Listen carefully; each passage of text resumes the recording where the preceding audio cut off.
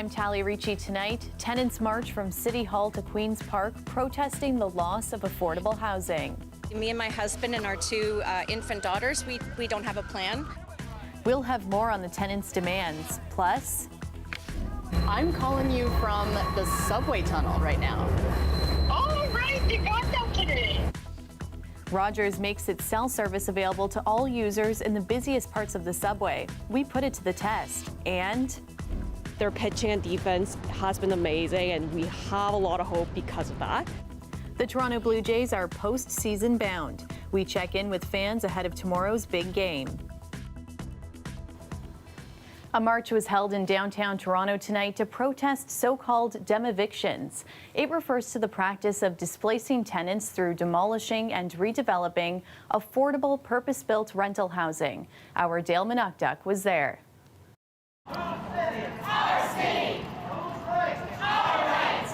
This group of about 150 people arrived at Queen's Park. It was organized by a group called No Demevictions, which represents hundreds of tenants across the city of Toronto who have been served eviction notices. The plan is to deliver a letter to both the city and the province. Organizers are calling for a provincial moratorium on demevictions. They also want to see rent control expanded to all rental units. Rent control was scrapped for new builds in 2018 by the Ford government. From the city, organizers want to see a demevictions committee created that will provide policy advice. They also want to see Toronto provide accessible and clear data when it comes to applications and approvals of demolishing purpose-built rental housing. We spoke with one of the organizers who lives in the Church and Wellesley area. Me and my husband and our two infant daughters, we don't have a plan. We know that the developer is required to help us find relocation assistance and all of that, but we don't actually know what that looks like in practice. So we're just in kind of wait and see mode, and not only us, but everyone in our building is giving a tremendous amount of anxiety. Lindsay Blackwell says that her landlord only applied for demolition last year, and that was already approved this past summer. She says that she and other tenants have negotiated with the developer to reach some fair terms, but they would just like to keep their home. Now, when it comes to the city, it says that developments with the purpose to demolish 6 or more affordable rental dwellings, that developers must replace the same number of dwellings, the same type of dwellings, and must have the same types of rents for a minimum of 10 years. But ultimately, the city says that protecting tenants is the province's responsibility. That means rent control. That means approving the city's inclusionary zoning requests. And that means making sure that in every step of the way, when we talk about building more housing, it has to be more affordable. Rent control from the province certainly helps in terms of protecting ongoing affordability. But here at the City of Toronto, we have the policy in place to make sure that we are offering rental replacement when those new units are coming forward. A spokesperson for the Ministry of Municipal Affairs and Housing says that Ontario is doing what it can to protect tenants, in part by doubling fines on bad landlords and also by holding the rent guideline increase to 2.5% for 2024. Dale Minukduk, CBC News, Toronto. Police in Halton say they've taken dozens of firearms off the streets thanks to an amnesty program. 42 rifles, 38 shotguns, 7 imitation firearms, 31 pellet guns, 6 prohibited handguns, 2 prohibited rifles, 9 restricted handguns. In addition to firearms, members of the public have also turned in hundreds of pounds of ammunition, knives, and swords. The amnesty was launched at the beginning of July. Halton police say it's been so successful, they've decided to extend it indefinitely. If you're on the subway today, you may have noticed your cell phone getting service where it once didn't. That's because Rogers has expanded its wireless network access to all customers of major carriers. Ali Chiasson was out today getting reaction to the change and trying it out for herself. You hear that? Yes, I hear all the announcements. Finally, Mom, the future is now. Oh, so is that your story? Yes, I'm actually talking to you on TV right now. What? Just stay tuned at 6 o'clock and you'll see what I mean. Yeah, sure. That's right, folks. You can call Mom, scroll through social media, send and receive texts, and... I'm actually getting a call. I'm going to take that call.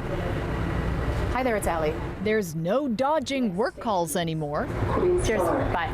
Starting today, regardless of your service provider, you'll have signal in the underground along some of the busiest sections of the TTC, including the downtown U portion of Line 1. It was pretty weird. I was like, oh, my cell phone works. Yes. I noticed you on a phone call, right? In the subway. Right, yeah, I know. It was the first time ever that I've done it. So, I mean, it feels amazing. It took a while, but it's for the good.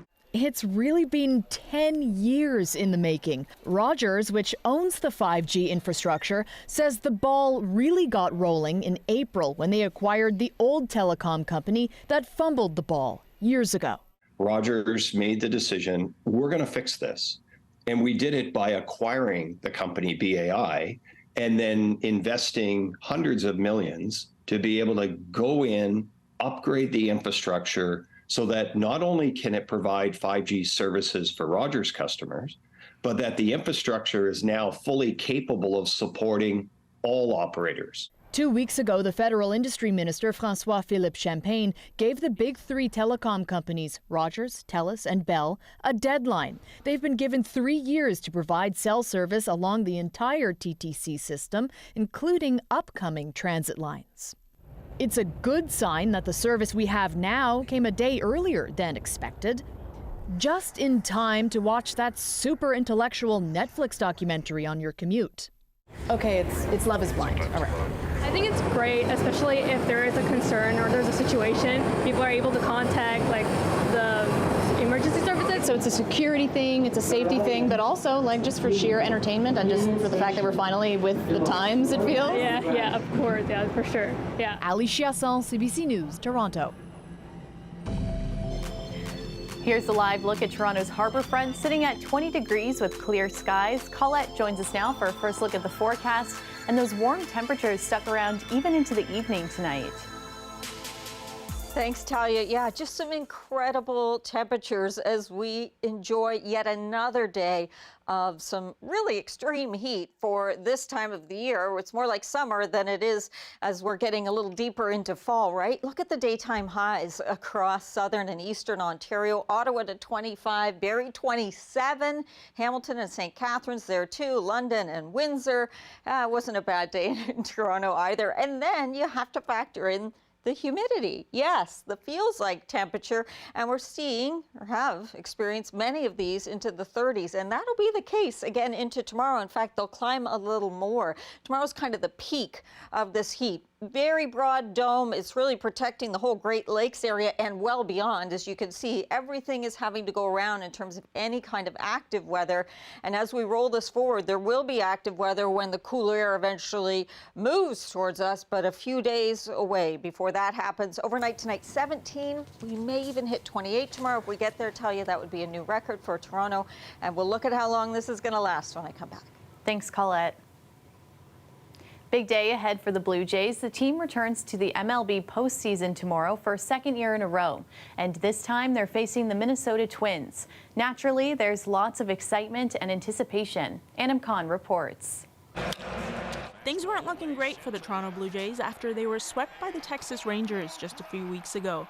But they bounced back with 7 victories in 9 games, clinching their spot in the MLB playoffs to face the Minnesota Twins, who will be hosting the Jays for the best of 3 American League wildcard series starting tomorrow. We're pumped. Yeah, we're excited. The Jays seem to battle through it. I hope that continues on into the playoffs and we continue to battle.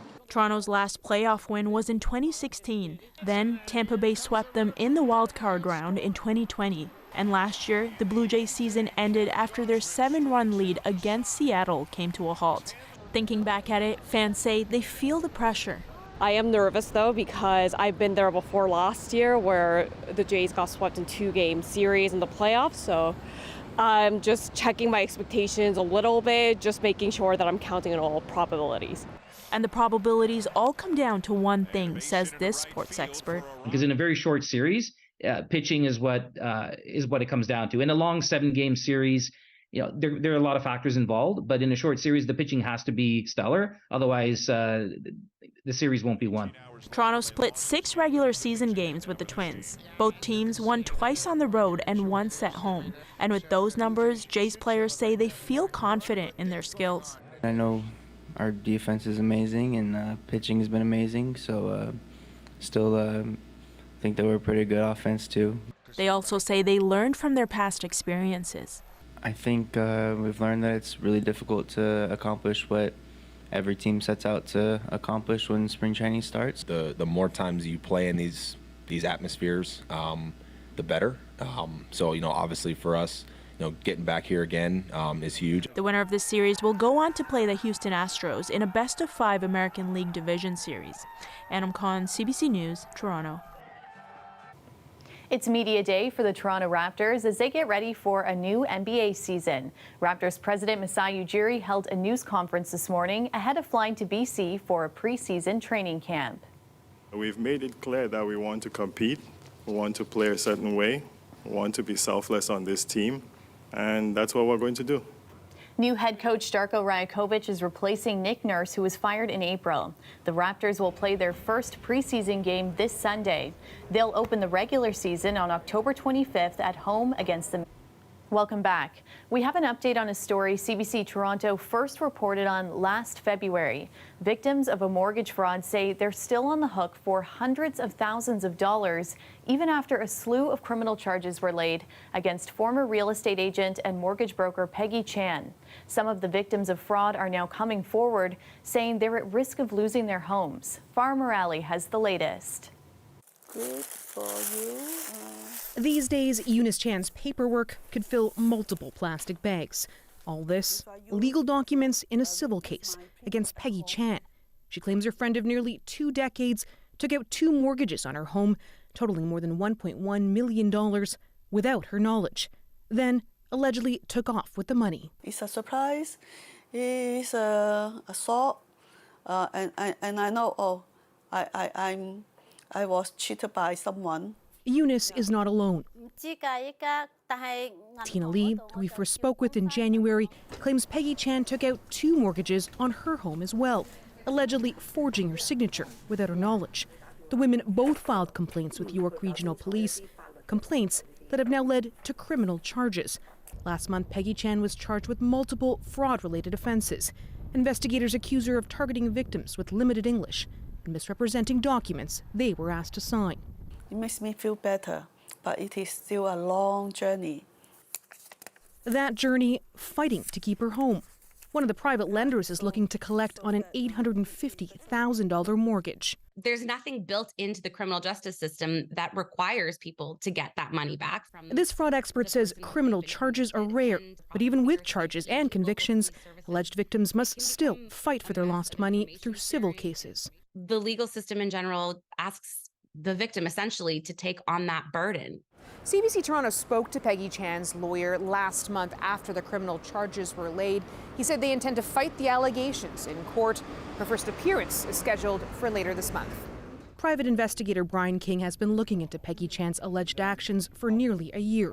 He's been hired by insurance companies for either the homeowners or lenders. This is a very serious matter, and it's affected a lot of people and industry-wide, because it's made different regulatory bodies step back and say, okay, what happened here and how can we avoid this happening in the future?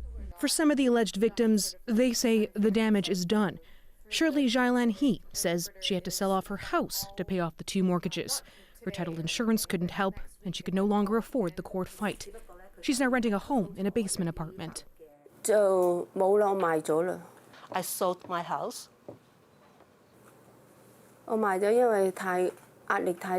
Because the pressure is too huge. As for Eunice Chan, she's fighting back in civil court, now awaiting a judge's decision on whether one of the mortgages is valid. It's expected any day, and she could lose her home. To me, in my age, it is irreversible. I cannot buy another house. Yeah, even though I'm worked so hard in my age. Farah Morale, CBC News, Toronto. Ontario's minimum wage has gone up by $1.05. The adult minimum wage is now $16.55 an hour. The student minimum wage has risen to $15.60 an hour. But as Dale Molnar reports, not everyone is happy with the increase. I think it should definitely help out a lot of people. I know, at least from my experience from living in Toronto, things are definitely really expensive, so hopefully it can help out a lot of people. So I think it's just a great way to get people to have more money in their bank accounts. Abigail Gooding makes minimum wage. She's happy with the increase, but would like to see more. I think just like a little bit more, maybe $17. You know, inflation keeps going up quite a lot over the past couple of years into the pandemic, and so I think a couple of cents couldn't hurt anyone, right? And others we talk to feel the same way. I think it'll be good, especially for people living in more rural areas and places that are kind of less expensive to live in, but especially in places like BC and in Toronto or any other kind of major cities. I think it's a little harder for people to even function with $16.55 an hour. I think it's helpful, but also in this city, everything's so expensive. I don't think it's really going to help out the people that are working for minimum wage very much. You think it should be higher? Yeah, I mean, the cost of living is kind of ridiculous right now. But the executive director of the Ontario Greenhouse Vegetable Growers says their members can't necessarily pass on the increase in labor costs to the consumer. They're facing some of the highest costs associated with growing fresh fruit and vegetables in Canada. Now they're being hit again with another increase, which really shows no return on their value or investment into their farms. The CEO of Workforce Windsor-Essex, which helps match job seekers with employers, says most employers have to pay more than minimum wage to attract employees anyway, and he doesn't see the increase negatively affecting the economy. There's no doubt that some employers in some industries are very wage sensitive and that have smaller margins than others. But generally speaking, there are a good number of people who earn minimum wage and that often will spend it in our local economy. So it tends to have a very circular effect. Minimum wage hikes are tied to the rate of inflation. If there's another wage hike coming, it will be announced next April 1st and then come into effect next October. Dale Molnar, CBC News, Windsor. Our extended forecast, and it looks like this unusually warm weather will stick around for a few days. Yeah, I tell you, I was mentioning kind of earlier in the show when I talk about records, you know, that's more about a one-day heat record. But there's also looking at a pattern. So for the entire first week of October, there are likely going to be, when we average the temperatures, areas into northeastern Ontario, eastern Ontario towards the nation's capital, where this may end up being the warmest beginning to the month of October we've seen since records began. But looking at the whole week in terms of what we'll be seeing there. And it's not just this warmth. You see it way over here into northwestern Ontario. What a contrast with what's happening in the prairies, of course.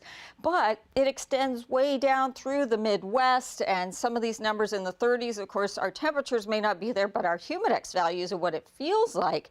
Yes, we had readings today into the low 30s, and tomorrow that feels like temperature, that humidex will again be stretching to those kinds of numbers.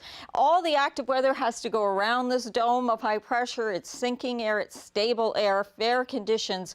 So for another couple of days, that will be the pattern. But there's very active weather along a cold front to the west, and eventually that cooler air is going to make its way towards us. What we'll see, first of all, will be some increase in cloudiness. You get into that into southwestern Ontario Wednesday.